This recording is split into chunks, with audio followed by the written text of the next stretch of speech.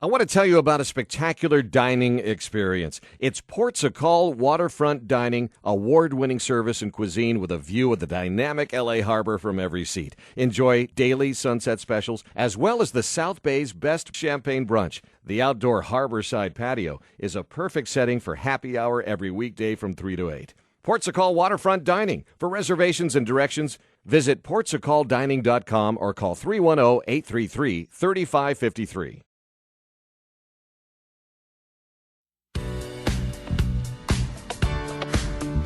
Welcome to another edition of Living Out Loud with Barbara Venezia and Renee Horsch, who, by the way, is on vacation for this episode.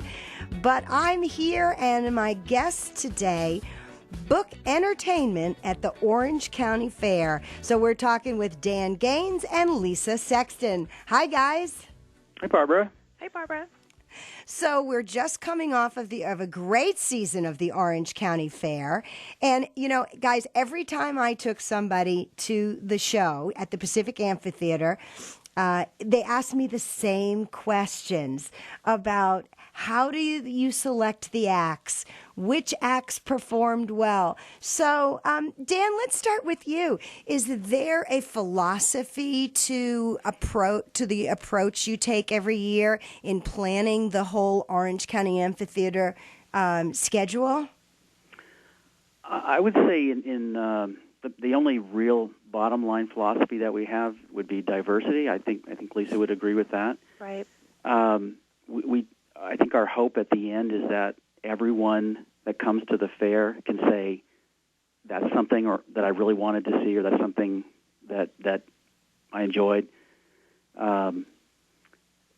Lisa, after that, it really becomes more an issue of availability and you know, what's out there and available to us. I think that's the most underlying philosophy that we have. So, Lisa, how long in advance do you guys as a team start looking for entertainment for the Orange County Fair? About a year out, at least 10 months out. But, I mean, we're even starting now for next year. It's a really long process, and a lot of it is just, you know, the band routing, and it takes them a lot of time to meet with their managers and figure out their scheduling. And some of them, like the country artists and classic rock, are more ahead of the game than some more contemporary acts. So we just try to go after it as soon as we possibly can. A lot of hurry up and wait. Yeah, really. Now, Dan, are there acts that won't play fairgrounds? There are, but I think that many have a misperception about what we are and what we do. I think that people will say, I won't play a fairgrounds because there are many fairgrounds whose entertainment stage is really set up in a field somewhere, and very unlike what we have at the Pacific Amphitheatre, which is a very professionally run, real amphitheater. So I think that, we do encounter that, but as we change the perception of you know, what a fair performance venue can be, then we get more and more acts coming our way. Well, Lisa, as I was sitting in the amphitheater this year, a lot of the shows that I saw, the acts thanked the amphitheater and said what a great venue it was to perform in and how they look forward to it year after year.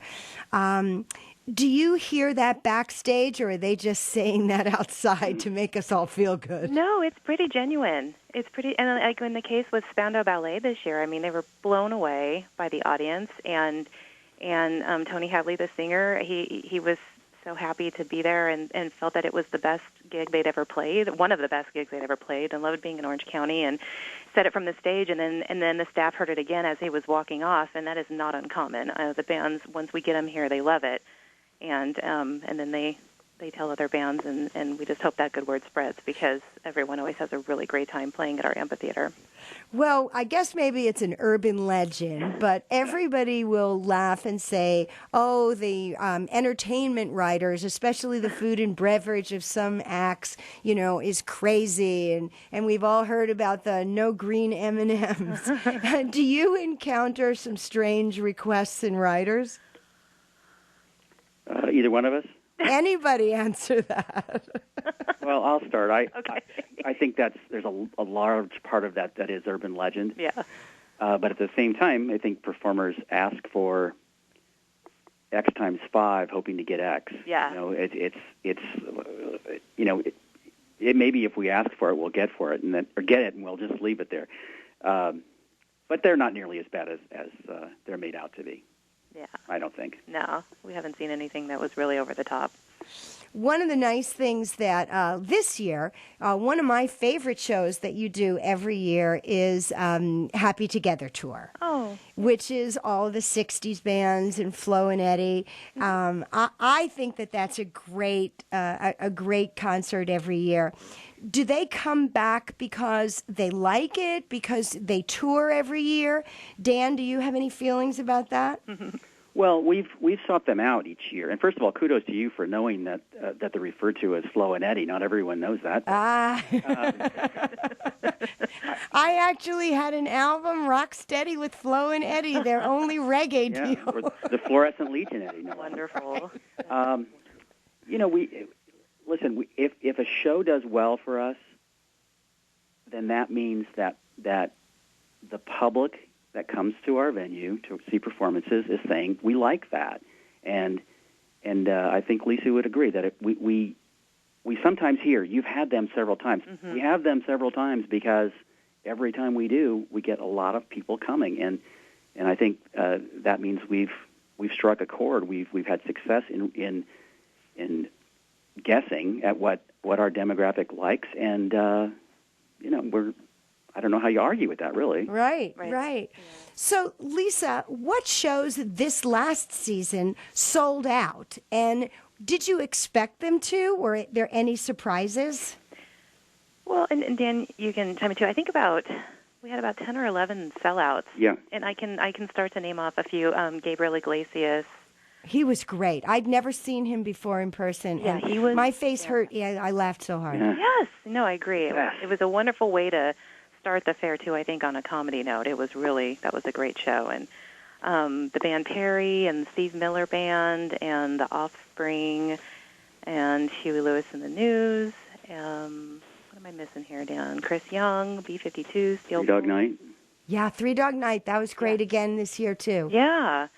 And that's another one where, Dan can attest to this, where we have them back but try to find another compatible support act to kind of mix that up a little bit. And that always seems to do really well and speaks to the audience. And I think, Barbara, to answer your question about surprises, that for me, that would be it this year. Mm-hmm. Three Dog Night always does really well, and I would say they'd probably be the first to admit that they don't normally play in 8,000-seat venues.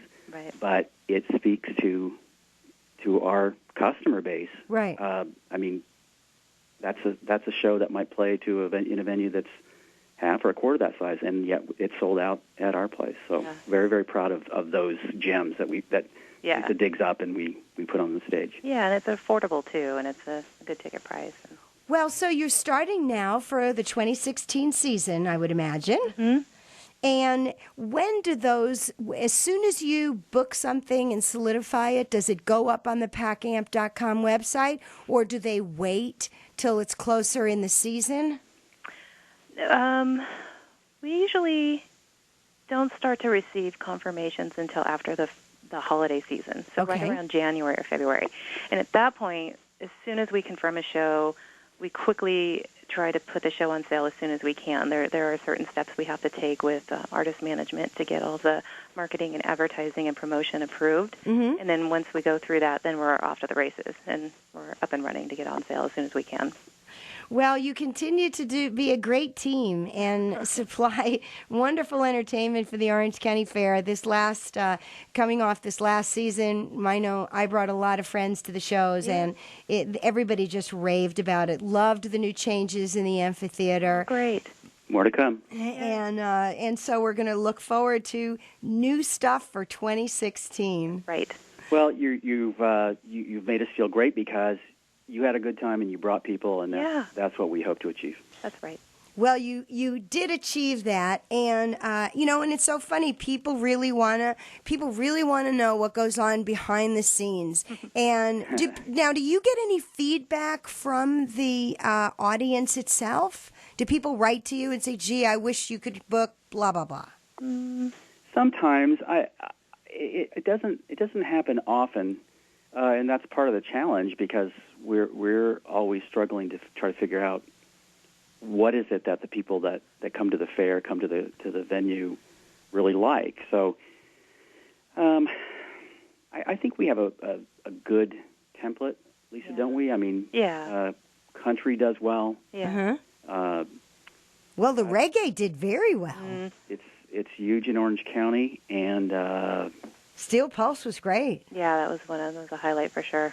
Yeah, another one that belongs in that Three Dog Night category of gem sellouts because, it doesn't cost us that much, which in turn allows us to make the ticket prices much lower, which is a real big part of our philosophy in terms of so and we should talk about that. That you really do work to keep that ticket price very affordable for the public. Yes, it's true, and there are places where the break-even point is far lower than our own. Right. And, in the first few years of that philosophy, it was a struggle because it just wasn't playing out. But it grew, and I think that now, with that commitment to keep ticket prices, just by setting our break-even point much higher than some of our competitors possibly, it allows us to keep the ticket prices low, and people are responding in their Three Dog Night case. They're coming out and filling that venue where it might not otherwise be full. Well, we look forward to more great music in the 2016 Orange County Fair. Thank you guys for being with us on Living Out Loud today. Thank Such you. a pleasure, Barbara. Thank you. Okay, bye-bye. Bye now. Well, that wraps up another edition of our mini podcast, Living Out Loud. I'm Barbara Venezia, and until next time, keep living out loud.